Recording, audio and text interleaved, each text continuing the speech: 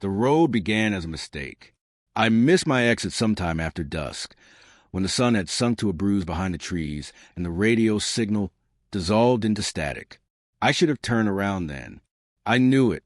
Instead, I told myself the road would reconnect eventually. That roads always do. I had been driving for 6 hours already, caffeine-sick and hollow-eyed, and the idea of stopping, of admitting I was lost, felt heavier than the darkness pooling ahead. The asphalt narrowed, shedding lanes until it was little more than a strip of black ribbon stitched through the forest. Pines leaned inward, their tops knitting together, so the sky became a long, broken slit. My headlights tunneled forward, carving out a small, obedient world where nothing could exist unless I allowed it. That was when I passed the gas station. It was a squat building with a flickering fluorescent sign, Moro's Fuel and Groceries. One pump, one window glowing yellow. A man stood outside, unmoving, his back to the road. I slowed without meaning to. My fuel gauge hovered just above empty, needle trembling like it was afraid of the truth. The man didn't turn. He wore a dark jacket and a cap pulled low, his posture stiff, expectant. I rolled past. The road bent gently left, then straightened. Trees, darkness, the hush of tires on pavement. 10 minutes later, the gas station appeared again. Same sign, same pump, same man still facing away. My foot jerked off the accelerator. A laugh escaped me, thin and brittle. Okay, I said aloud, as if the road were playing a joke, and I had just acknowledged it. Very funny. This time I pulled in. The gravel crunched under my tires. The man turned as I opened the door, and for a second my mind skidded, unable to reconcile what I was seeing. His face was my face. Older, maybe. Lines dug deep around the mouth. Eyes shadowed as if he hadn't slept in years. Don't stop, he said. My mouth worked uselessly. What? Don't stop here, he repeated, voice flat, exhausted. You won't leave. A pulse of anger flared, sharp and defensive. Look, I just need gas.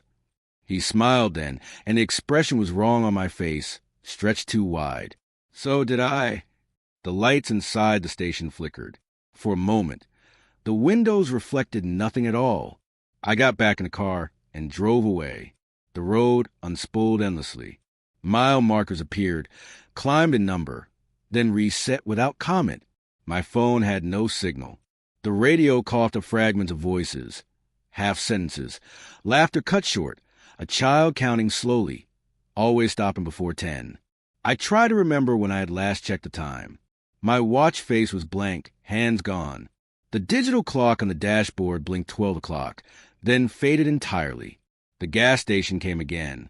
I didn't stop this time. I sped past, heart hammering, eyes locked forward. In the corner of my vision, I saw the man, me, step toward the road, mouth opening as if to shout. The forest thickened. The air inside the car grew stale, heavy with the smell of old coffee, and something else, metallic like blood. My thoughts began to loop, circling the same questions. How long have I been driving?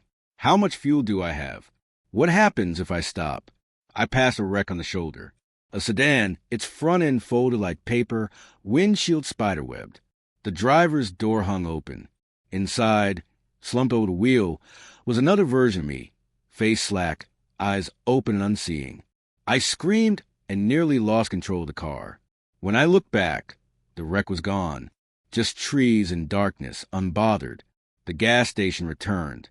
This time, there were 2 men outside. Both of them were me, at different ages. One younger, barely out of college, eyes bright with confidence I remembered losing. The other older than the first, hair thinning, shoulders bowed. You have to keep moving, the younger one said. That's what traps you, the older one added. They looked at each other, then at me, something like pity passing between them. I didn't stop. I couldn't. My hands were welded to the wheel, knuckles white, arms aching. The idea of stopping felt like stepping off a cliff whose bottom I couldn't see. The road began to change. The asphalt cracked, lines fading. Trees crept closer, roots buckling the pavement. The air grew colder, fog curling low and thick, swallowing the headlights' reach. Shapes moved in the mist, Suggestions of cars, of people walking, all dissolving when I focused on them. I started talking to myself just to hear a voice. I recited my name, my birthday, my address.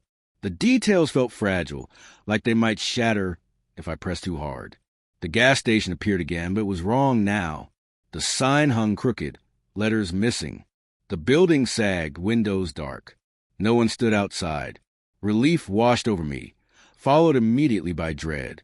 I slowed, then stopped. The silence was immense. My engine ticked as it cooled, each sound a small betrayal. When I opened the door, the air was cold enough to sting my lungs. Inside the station, shelves stood mostly empty. Dust coated everything. Behind the counter was a mirror instead of a clerk. I approached it slowly. The reflection lagged, just a fraction of a second behind my movements. When I raised my hand, it smiled. "You shouldn't have stopped," it said, though its lips didn't move.